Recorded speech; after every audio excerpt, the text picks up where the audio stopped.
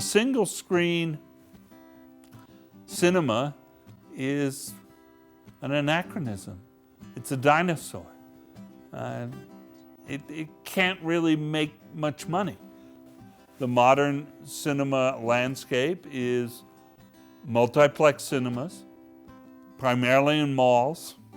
In some I've been to a 40-plex in Southern California. There are 40 theaters in one space. This is the modern view. How much longer small cinemas survive?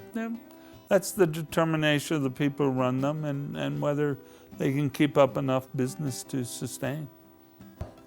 So you probably find the same theme going on in all of them. You know, they're open because somebody is willing to keep them open. Many little theaters are closing due to the big box approach. You have to have the community support, or else you're just sitting here with an empty building. Nobody in the small town theater business is going to get rich, that's for sure. But you do it out of the love for the business.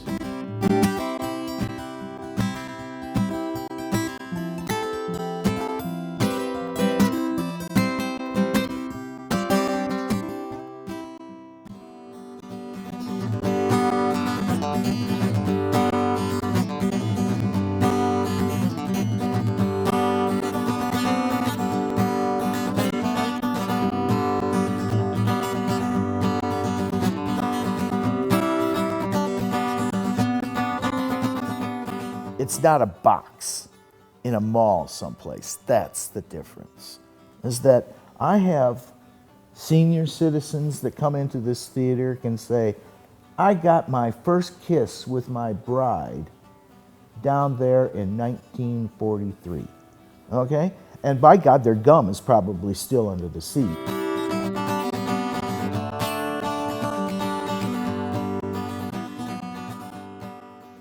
Started in 1917 with a man by the name of Stephen Roman, who was an immigrant from Italy.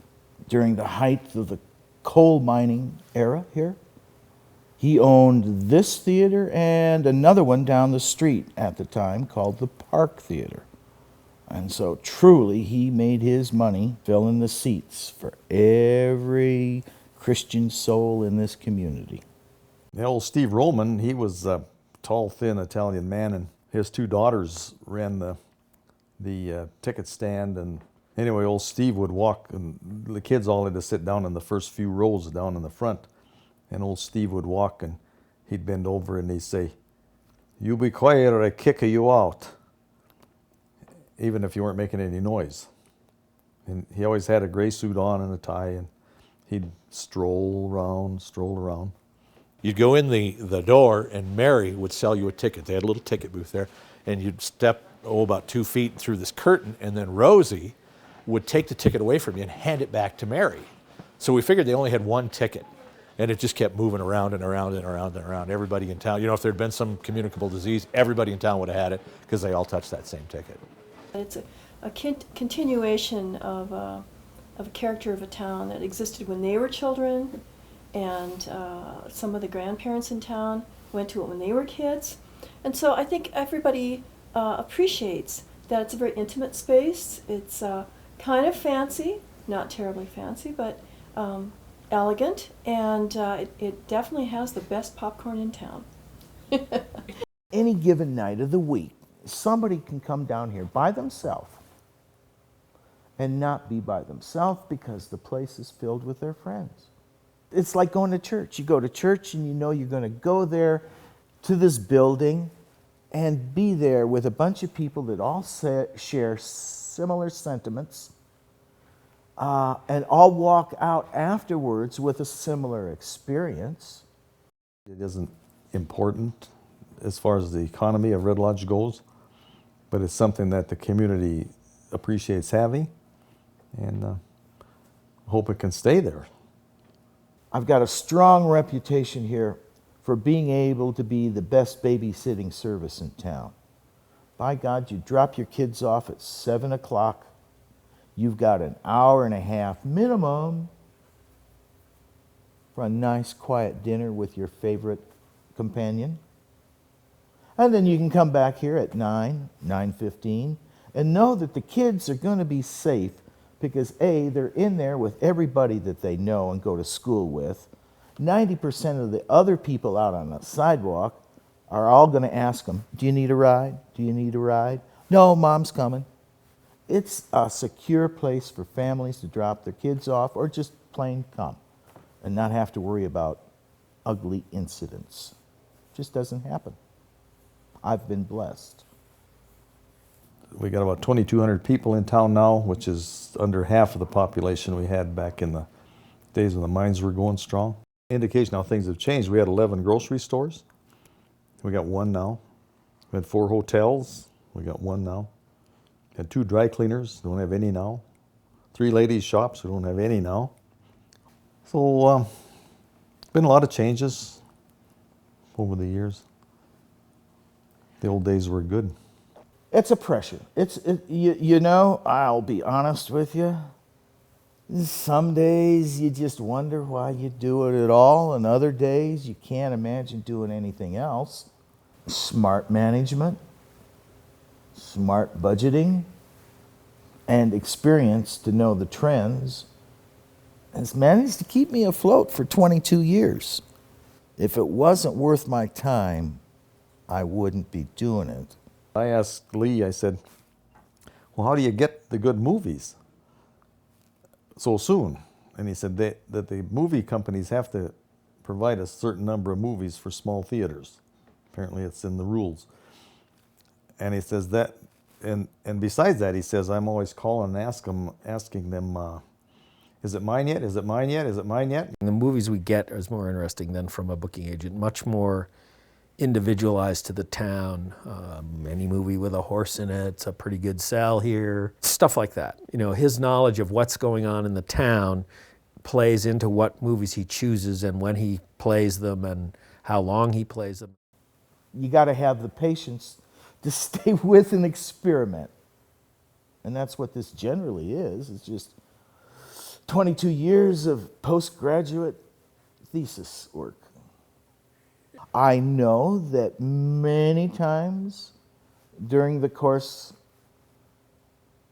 of whatever it is that I'm doing, whether it's I'm shopping or at the grocery store or at the post office or standing here schmoozing with my friends and neighbors that as they come in, often they say, thank you for keeping it open. Small towns are, you know, they have a persistence as a kind of relic. That's the reality, and it's a nostalgic attachment. And of course, many people find the lifestyle there pleasant, but, you know, and a lot of people don't want to leave, and so they don't. People feel some commitment to staying there, and then there are a few people who feel a commitment to maintaining the family business, whether it's a single screen small cinema or Pop's hardware store, and those things hold on, and they hold on because of the resilient commitment of people to preserve them. You have to care about what you're doing. If you don't care, you're not going to put forth that effort. You really have to have an attachment to the building, and if we don't take care of it, it's just going to start to fall apart, and then that'll be the end of it.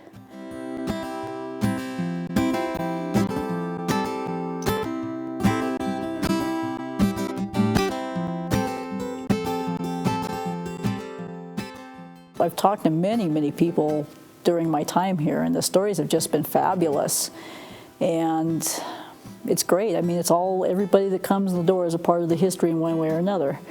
Some of them just for the night, and some of them for a lifetime.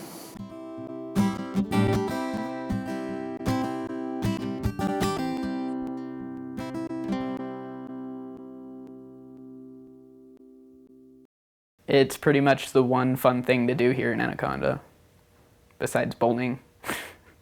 First time I came to this theater, I believe, was 1967. I believe I was in second grade, and it was a school-sponsored field trip. And I cannot tell you what the movie was, because I didn't watch it.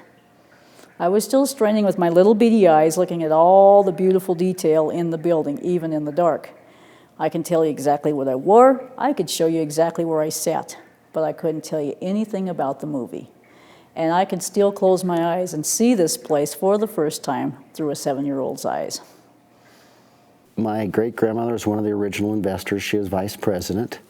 In pre-1936, this is the second theater in this location. The first theater was originally called the Margaret, named after Marcus Daly's wife. Then it was remodeled in the late 20s to be the Sundial, and then it burned like a year after that, so I think 28, 29, I'm not really sure there. And that's when they started to form the Washoe Amusement Corporation, and that was the beginning of the Washoe Theater. It was a beautiful theater, and it was a beautiful theater to all people. Everyone that came in there would remark on it. All the girls wanted to get a job, you know, at the theater. They all thought ushering was great because those uniforms were to die for. And it was money. You know, it was wonderful to get a job, and you'd do anything to keep a job. It was real hard to get a job, and especially for girls. It was in a company town, Anaconda company. The smelter is why we're here. Smelted the copper ore, or any of the ores that came out of Butte and some of the surrounding areas. We escaped being raised by the wrecking ball. We escaped modernism in the 1950s. And the old saying, what comes around goes around, and there's a lot of interest in these old theaters again, and sadly a lot of them are gone, but we're still here.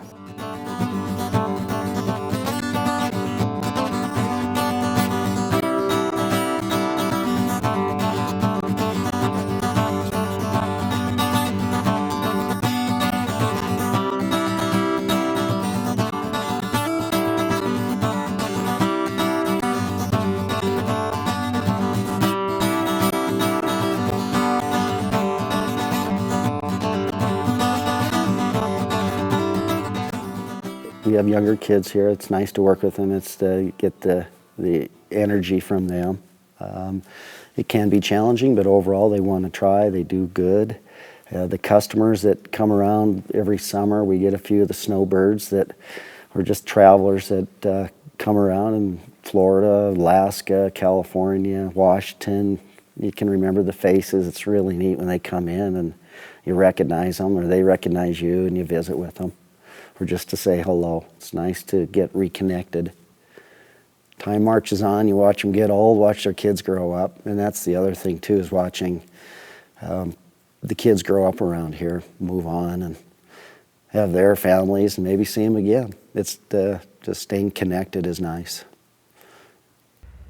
I think it's really cool that we have a historical building in our neighborhood, and that we're the 5th most beautiful theater in the nation, and I just absolutely love this theater.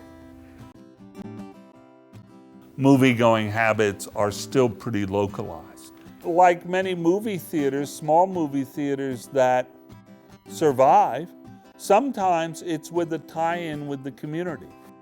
Little theaters all across the country that are struggling to survive, to provide quality entertainment resources for their friends and neighbors, their local community.